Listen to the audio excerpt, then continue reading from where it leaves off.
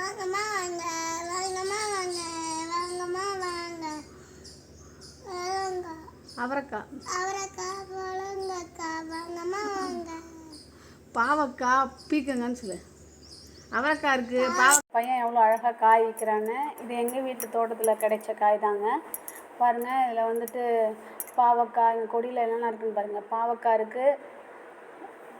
இந்த இடத்துல நாங்கள் பாவக்காய் போட்டிருக்கோம், அதே மாதிரி பீக்கங்காய் போட்டிருக்கோம், அது மாதிரி புடலங்காயும் போட்டிருக்கோம். நல்லாவே காய்ச்சிருக்கு. பாவக்காயும் காய்ச்சிருக்கு, பீக்கங்காய், புடலங்காய் எல்லாமே நல்லா காய்ச்சிருக்கு.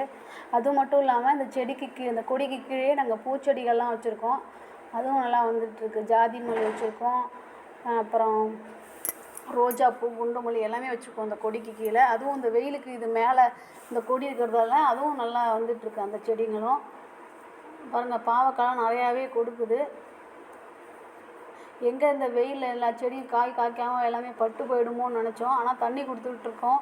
அது மாதிரி நல்ல எருவாக, அதாவது ஆட்டு சாணம், மாட்டு எருவு, ஆட்டாம்புழுக்கை, மாட்டு சாணம் எல்லாம் போட்டுட்ருக்கோம். அதனால் வந்து காய்கறிலாம் நல்லாவே கிடைக்கிது. தண்ணி அதிகமாக விட்டுட்ருக்கறதால செடி வந்து இப்போதைக்கு ஒன்றும் கருகலை, நல்லா இருக்குது. நிறையா பிஞ்சு வச்சுருக்கு பீக்கங்காய், புடலங்காய்லாம். எங்கள் பையனுக்கும் இதில் நாங்கள் செய்கிறத பார்த்து அவனும் ரொம்ப இன்ட்ரெஸ்ட் ஆகி அவனும் இந்த மாதிரி எங்கள் கூட இது மாதிரி செடி வைக்கணுன்னாலும் இன்ட்ரெஸ்ட்டாக வந்து அவனே வெட்டி செடி வைப்பான். அது மாதிரி பறிக்கிறது, தண்ணி விட்றது எல்லாத்துலேயுமே அவனுக்கு இன்ட்ரெஸ்ட்டாக வந்து அவனே வந்து செய்வான். பாருங்கள், நான் தான் வெட்டுவேன்னு சொல்லி கேட்டுட்ருக்கான். ஆனால் உனக்கு உயரம் பத்தாதுப்பா, நாங்கள் வெட்டுறோம் அப்படின்னு சொன்னால் சரி நான் வாங்கிக்கிறேன் அப்படின்னு சொல்லிட்டு எல்லாத்தையும் வாங்கி நின்றுட்டுருக்கான். பாருங்க, பாவக்காயிலே 2 விதமான பாவக்காய் இருக்குது. ஒன்று வந்து குண்டு பாவக்காயாக இருக்குது, ஒன்று நீட்டு பாவக்காயாக இருக்குது.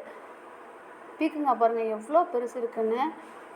நல்லா பெரிய பெரிய பீக்கங்காவாக வருது.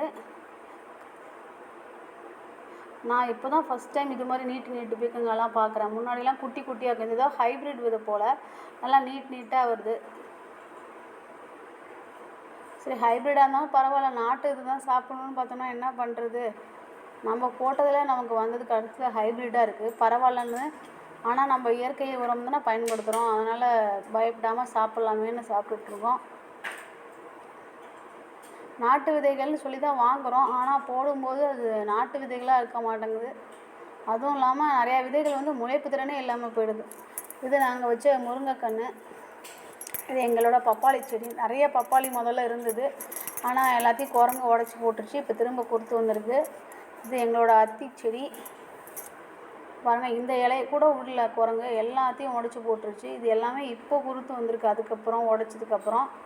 இது எங்களோட கொடியவரை. இதுவும் நான் கூட நடும்போது இதெல்லாம் சீசன் விட்டு நடுறமே, காய்க்குமோ என்னவோ அப்படின்னு நினச்சோம். ஆனால் நல்லாவே காய்க்குது. வெயிலில் கூட எல்லாமே இப்போ காய்க்குதுங்க. முதல்லலாம் இந்தந்த சீசனில் இதுதான் காய்க்கும்னு சொல்லுவாங்க. பட்டம் இருந்தால் காய்க்காதுன்னு சொல்லுவாங்க. ஆனால் இப்போலாம் அப்படி இல்லை. எந்த பட்டத்தில் வேணால் என்ன காய்கறி வேணால் விளைவிக்குது. அதுக்கு காரணம் விதைகள் ஒரு ரீசனாக இருக்குது. அடுத்து இன்னொன்று வந்து நம்ம கொடுக்குற அந்த உரம், தண்ணி, இது ஒரு ரீசனாக இருக்குது. மண் வளம் எப்படி இருக்கோ அதுக்கேற்ற மாதிரி தான் அங்கே வந்து காய்கறி எல்லாமே கிடைக்கும் நல்லா. பாருங்கள், இங்கே வந்து நாங்கள் இது வெள்ளரி விதை போட்டிருக்கோம், தர்பூசணி போட்டிருக்கோம். அப்புறம் நாங்கள் அது பாருங்கள், வெண்டைக்காயெலாம் முளைச்சி வருது. முள்ளங்கி போட்டிருக்கோம், கீரைலாம் நிறையா போட்டோம். ஆனால் கீரை விதைன்னு சொல்லி கொடுத்தாங்க. கீரை 4 செடி தான் வந்திருக்கு, வெறும் பூண்டு செடி தான் வந்திருக்கு. நம்ம வாங்கும்போது நம்பி தான் வாங்குகிறோம், ஆனால் வந்து முளைக்கும் போது தான் பார்த்தா வெறும் 4 கீரை செடி கூட இல்லைங்க, வெறும் புல் செடி தான் வந்திருக்கு. ஏதோ குப்பை பூண்டு மாதிரி என்னென்னமோ செடி தான் வந்திருக்கு. இது நம்மளோட சீத்தா மரம், வச்சு 3 வருஷம் ஆகுது. பூ கொடுக்குதே ஒழிஞ்சு காய் கொடுக்கல.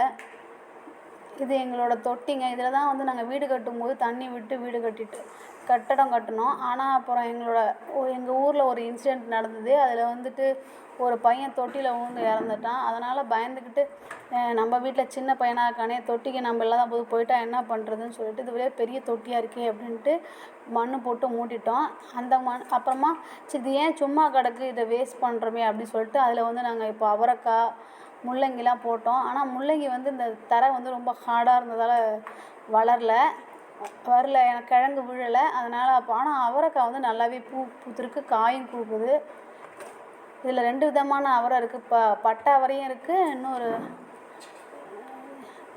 நாட்டு அவரை மாதிரி ஒன்று இருக்குது. இது ஆனால் செடி அவரை டைப்பு. 2 விதமான அவரைக்காய் இதில் கிடைக்குது. இப்போ தான் நாங்கள் இன்னும் 2-3 விதமான அவரைக்காய்லாம் ஆன்லைனில் ஆர்டர் பண்ணி வாங்கி நட்டு வச்சுருக்கோம். ரொம்ப தான் க்ரோ பேக்கில் போட்டு வைக்கணும்னு இருக்கோம். சிறகு அவரை, அப்புறம் ஏதோ வித்தியாசமான அவரெல்லாம் வாங்கியிருக்கோம். பார்ப்போம், அதெல்லாம் போட்டுட்டு எப்படி இருக்குங்கிறத சொல்கிறோம் அப்புறமா பின்னாடி. இது எங்களோட சப்போட்டா மரம். இதுவும் வச்சு 3 வருஷம் ஆகுது. ஆனால் இப்போ பூ பூத்துருச்சு. எப்படியும் இனிமேல் காய்க்க ஆரம்பிச்சிடும்னு நினைக்கிறேன். நிறைய பூ பூத்துருக்கு. கிளைக்கு கிளை எல்லா இடத்துலையுமே நிறைய பூக்கள் பூத்துருக்கு. இது எங்களோட ஆப்பிள் கன்று பாருங்கள். இதுதான் ஆப்பிள் கன்று நாங்கள் வாங்கி வச்சுருக்கோம். இந்த ஆப்பிளுக்கு வைக்கும்போது நாங்கள் கீழே எங்கள் வீட்டில் உளுந்து கொல்லை இருக்குது. உளுந்து அடிச்சுட்டு அதோட சக்கையை கீழே போட்டு வச்சோம். அதுலேருந்து உளுந்து அதுலேருந்து செடி வந்திருக்கு பாருங்கள். நன்றிங்க. நம்ம சேனலை மறக்காமல் சப்ஸ்கிரைப் பண்ணிவிடுங்க.